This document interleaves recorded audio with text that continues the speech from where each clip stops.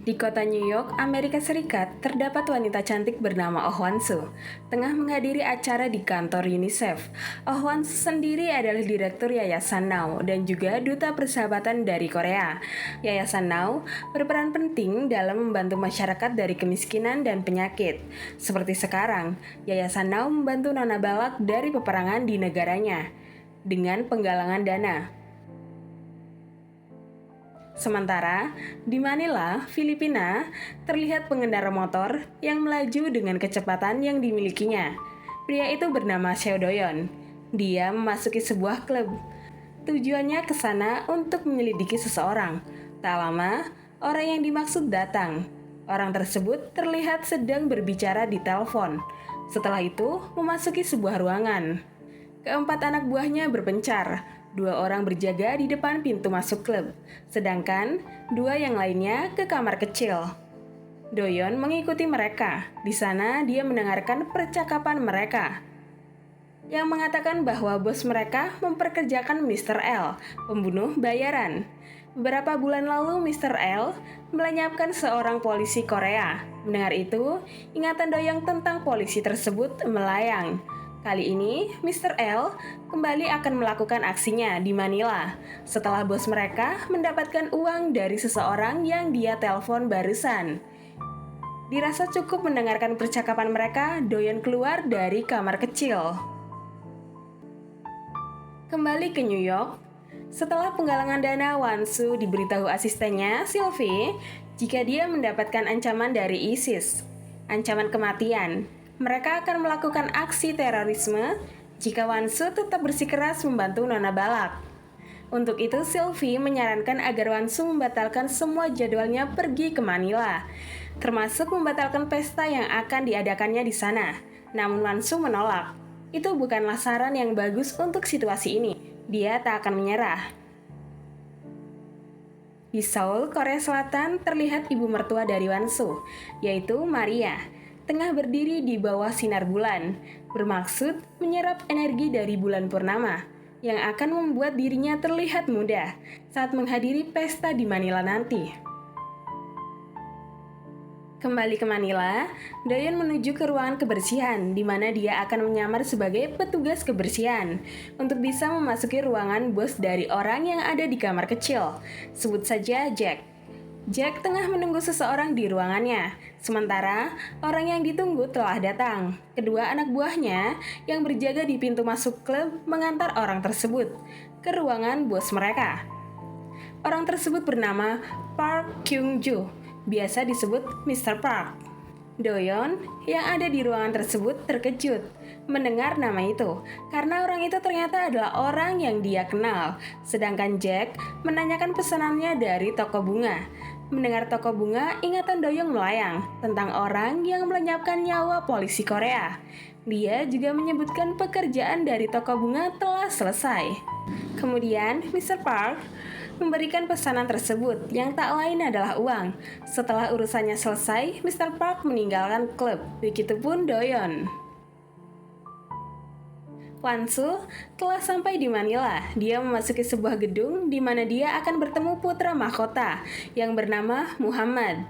Di sana, Hwan-soo memperkenalkan dirinya sebagai duta persahabatan dari Korea.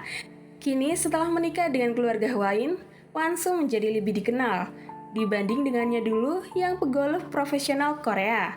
Dalam wawancara itu, Hwan-soo menjelaskan niatnya yang mengadakan penggalangan dana untuk Nona Balak, meminta putra mahkota untuk ikut serta dalam penggalangan dana. Putra mahkota bisa menyumbang sebesar 5 miliar won Korea atau sama saja 5 juta dolar. Tak lama, suami dari Hwan-soo datang. Senang, Hwan-soo segera memperkenalkan suaminya Kim Julianto kepada putra mahkota. Mereka saling menyapa satu sama lain. Di luar klub, Doyon mendapatkan panggilan masuk dari Mr. Park yang telah mengetahui bahwa Doyon ada di Manila setelah kepergian Shin Joo-hyuk. Jadi, 3 bulan yang lalu, di Tondo, Manila, Joo-hyuk tengah berjalan di gang sempit. Seseorang mengikutinya dari belakang, mulai melakukan aksinya, menghantam Joo-hyuk. terjadilah perkelahian di antara mereka. Mereka saling memukul satu sama lain, menyebabkan suara yang keras terdengar oleh Doyon yang tengah berjalan di sekitar tempat itu. Doyon segera mencari keberadaan sumber suara. Sementara, orang misterius itu membawa belati di tangannya, menyayatkan belati tersebut ke leher Jo-hyuk. Doyon yang melihat kejadian itu tak tinggal diam, dia melawan orang itu. Beberapa pukulan didapatnya, hingga akhirnya orang tersebut berhasil mengalahkan Doyon dan meninggalkan Doyon sembari memberikan kabar pada orang di telepon jika pekerjaannya dari toko bunga telah selesai. Sedangkan Doyon menghampiri Jo-hyuk, memintanya untuk bertahan, namun Jo-hyuk tak bisa menahan rasa sakitnya lagi. Di hembusan terakhirnya, dia mengatakan fotonya. Tak tahu apa maksud dari perkataan itu. Setelah itu, Jo-hyuk meninggalkan dunia ini untuk selamanya. Di kamar mandi, Doyon mengingat perkataan anak buah Jack tentang Mr. L yang akan kembali melakukan aksinya di Manila, tepatnya di bagian distrik pertokoan Makati. Doyon kemudian mengambil beberapa senjatanya untuk pergi ke tempat tersebut, mengawasi tempat tersebut. Sejauh ini tempat tersebut masih dalam keadaan aman, tak ada yang mencurigakan. Di tempat lain, Wan-soo yang juga ingin pergi ke tempat tersebut tak didampingi oleh pengawal-pengawalnya, lantaran semua pengawal sedang berada di bandara bersama Mr. Park, yang ternyata adalah kepala dari semua pengawal Wan-soo. Terpaksa, Wan-soo mendatangi tempat tanpa pengawal. Tujuannya ke sana untuk mengadakan pelelangan. Dia akan merelakan kalungnya yang sangat cantik untuk dilelang, membantu korban perang. Meskipun begitu, dia tidak kesal, karena pasti suaminya akan membeli kalung tersebut kembali untuknya. Suaminya itu sangat manis. Setelah selesai, dia keluar, di mana ada orang misterius yang membidiknya. Kemungkinan orang itu adalah Mr. L. Dan yang melihatnya mulai mengerti targetnya kini Wan-soo. Mr. L mulai menarik pelatuknya. Secara bersamaan, air mancur mengeluarkan airnya, membuatnya salah menembak. Dia menembak wanita yang ada di depan Wan-soo, menjadikan darah wanita itu menyiprat ke wajah dan tubuh Wan-soo. Dia ketakutan. Semua orang berlari menuju tempat aman. Sementara Doyon menembak ke arah Mr. L, mengeluarkan pelurunya berkali-kali. Begitupun Mr. L. Mereka saling menyerang. Di saat itu, Doyon menghampiri Wan-soo yang tengah ketakutan. Dan ternyata Doyon mengenal Wan-soo. Doyon menariknya bersembunyi di balik mobil, memberi aba-aba. Jika air mancurnya menyala, mereka harus bergegas pergi ke mobil Wan-soo. Bersamaan dengan itu, salah satu mobil meledak karena tembakan Mr. L, diikuti dengan mobil-mobil lainnya. Doyon dan Wan-soo berlari dengan kecepatan yang mereka punya, menjauhkan dirinya dari ledakan tersebut. Memasuki mobil, Doyon mengendarai mobil Wan-soo menjauh dari tempat tersebut. Sementara, Wan-soo masih ketakutan dengan situasi yang menimpanya barusan. Dirasa sudah aman, Doyon memberhentikan mobilnya. Wan-soo bingung dengan siapa sebenarnya Doyon. Mengapa Doyon membantunya? Doyon tak menjelaskan dirinya yang sebenarnya. Dia hanya mengatakan bahwa dia orang yang kebetulan lewat di tempat tersebut. Dia juga bukan orang jahat. Sementara di tempat lain, Julianto yang panik dengan keadaan istrinya meminta pengawalnya untuk mengecek lokasi keberadaan mobil istrinya. Doyon memeriksa mobil Wan-soo. Di sana dia menemukan GPS. Karena itu, mereka tak bisa kembali ke kota. Takutnya orang jahat mengincarnya lewat GPS itu. Mereka juga tak bisa menghubungi polisi. Bisa jadi, polisi juga ikut bekerja sama dengan orang jahat itu. Yang bisa mereka lakukan saat ini adalah membuang GPS di tempat tersebut. Sementara mereka pergi ke suatu tempat, misalnya ke rumah Doyon, yang tak jauh dari tempat tersebut. Setibanya di rumah Doyon, dia menanyakan apa ada orang yang ingin Wansu mati. Wansu tak ingin memberitahu apapun tentang itu, lantaran Wansu tak mengenal Doyon. Dia juga ingin pergi dari rumah Doyon, namun Doyon menghentikannya. Kau aman di sini, tenanglah. Doyon juga akan mengantarkan Wansu ke kantor kedutaan, menyuruh Wansu untuk menelpon seseorang yang dia percaya untuk menjemputnya di kantor kedutaan. Tapi, Wansu tak boleh memberikan alamatnya saat ini untuk berjaga-jaga. Sementara itu, Doyon masuk ke kamar mandi, membersihkan lukanya. Meskipun sedikit perih, dia masih mampu menahannya. Tak lupa menutupnya dengan plester. Dia pun keluar dari kamar mandi, mengambil sebuah tas berisi kain kasah. Dia mencoba membalut lukanya, namun tak bisa. Melihatnya, Wansu berinisiatif membantunya membalut luka tersebut, sembari bertanya apa Wansu sudah menghubungi seseorang. Namun, Wansu tak menghubungi siapapun. Dia tak mengingat nomor siapapun. Tak masalah, Doyon akan langsung mengantarnya ke kantor kedutaan. Di sela-sela pembicaraan itu, Wansu bertanya apa Doyon mengenalnya. Doyon menjawab, siapa yang tak kenal pegolf profesional terkenal di Korea? Semua orang Korea pasti mengenalmu. Melihat wajah Wansu yang masih kotor, Doyon mengambil handuk kecil untuk mengelap wajahnya. Wansu menerima handuk itu, berniat ke kamar mandi, namun kakinya tersangkut oleh tas Doyon, mengakibatkannya hampir terjatuh. Dengan sigap, Doyon menangkapnya. Setelah itu, Doyon membantu membersihkan wajah Wansu. Dengan perlahan dia mengelap. Keduanya saling memandang, sadar mereka segera menghentikan tindakan mereka. Doyon memakaikan Wansu jaketnya untuk menutupi bajunya yang kotor. Kemudian mereka pergi ke kantor kedutaan.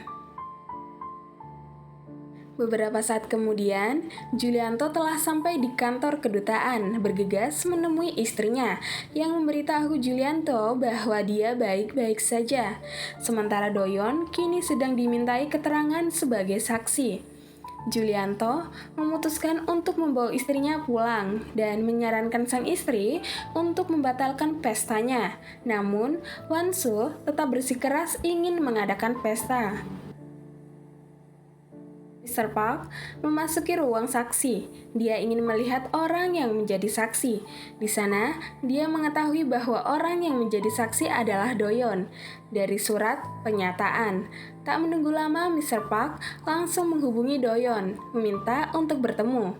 Kemudian, keduanya pun bertemu di sebuah tempat, saling menyapa.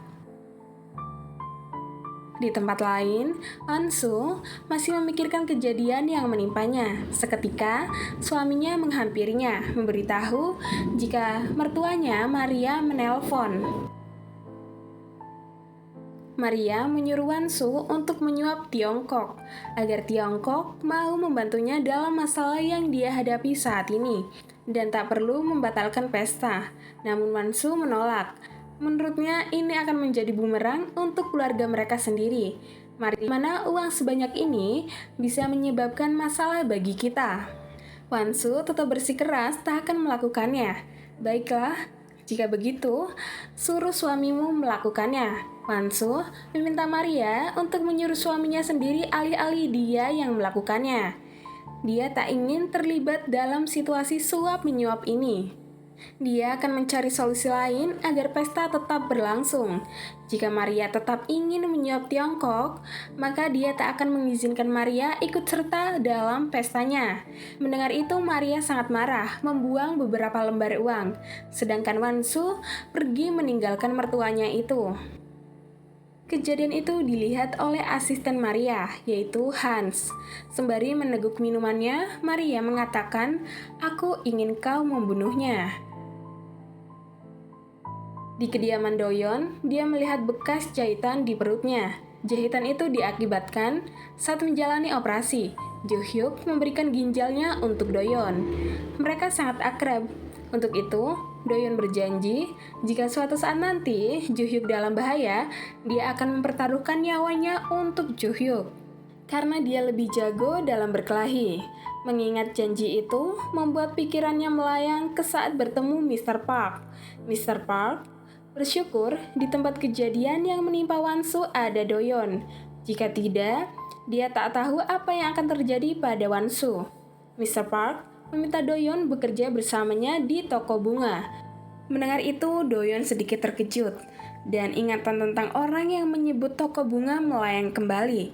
Mr. Park menjelaskan jika toko bunga merupakan tempat kerjanya. Itu adalah nama samaran dari grup Hwain. Seperti di Korea, mereka bekerja sama, begitupun juga di Milan. Mr. Park ingin mereka tetap bekerja sama. Doyon meminta waktu untuk memikirkannya. Mr. Park setuju. Setelah dirasa cukup memikirkannya, Doyon menghubungi Mr. Park. Keesokan harinya, Wansu melihat berita tentang penembakan massal di Milan yang juga menimpa dirinya. Para turis dilarikan ke rumah sakit lantaran mendapat luka. Sampai sekarang, pelakunya belum teridentifikasi. Di sela-sela itu, Julianto mengungkapkan bahwa dirinya sudah mengurus pembatalan konferensi pers dan dia juga telah memberikan uang pada kedutaan Tiongkok. Tapi ini pestaku. Wansu sudah memperingatkan Julianto untuk tak menyuap Tiongkok, namun Julianto tetap melakukannya atas perintah sang ibu. Sylvie datang membawakan laporan untuk konferensi pers. Sylvie juga sudah menambahkan surel dan video dari ISIS. Mengetahui Wansu akan tetap melanjutkan konferensi pers, Julianto sedikit kesal karena istrinya itu lebih memilih untuk mengungkap ISIS yang mengancamnya daripada nyawa Wansu sendiri. Bagi Wansu, yayasannya lebih penting. Dia ingin menunjukkan betapa berartinya pekerjaan itu untuknya. Wansu kemudian memasuki ruang konferensi pers. Banyak pertanyaan yang dilontarkan padanya. Di sana Wansu menyampaikan, karena pidatoku baru-baru ini untuk mendukung Nona Balak yang merupakan bagian dari etnis minoritas di Irak dan mendesak Mahkamah Internasional agar keadilan ditegakkan. Memang benar, ISIS mengancamku dengan aksi teror, tapi pelakunya berhasil kabur dan tidak ada bukti yang ditemukan di TKP. Untungnya tidak ada korban jiwa, kecuali beberapa pengawal pribadi yang terluka. Karena investigasi masih berlangsung, aku tak bisa membahas detailnya. Maria, yang juga melihat konferensi pers dari TV, merasa kesal mengapa menantunya itu mengadakan konferensi pers. Dia melempar remote ke arah TV. Dia pikir dia siapa? Beraninya mengadakan konferensi pers. Sementara Wansu mengumumkan dia tidak akan berhenti bekerja keras untuk membangun masa depan lebih baik bagi mereka yang membutuhkan, meski ada ancaman terorisme terhadap hidupku. Kejahatan tidak boleh dibiarkan, aku akan berjuang sampai akhir.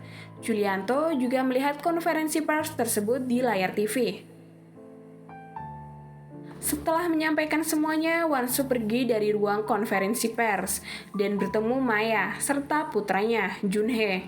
Ibu dan anak itu datang lantaran Wansu mengundangnya untuk menghadiri pesta. Melihat Junhee, Wansu seperti melihat putranya Chanhee. Waktu itu Chanhee ingin bermain bersama sang ibu, namun Wansu tak mempunyai waktu untuk bermain dengannya. Wansu harus pergi meninggalkannya lantaran pekerjaan, menjadikan Chanhee menangis. Melihat Wansu yang termenung, Maya menanyakan keadaannya, membuyarkan lamunannya. Wansu mengatakan dia baik-baik saja. Semua pegawai mulai mempersiapkan pesta untuk malam nanti. Wansu dan Julianto sudah siap untuk menghadiri pesta. Seketika, salah satu pengawalnya memperkenalkan Doyon, yang saat ini akan bergabung dalam tim keamanan mereka. Doyon memperkenalkan dirinya, sedangkan Wansu terkejut melihatnya.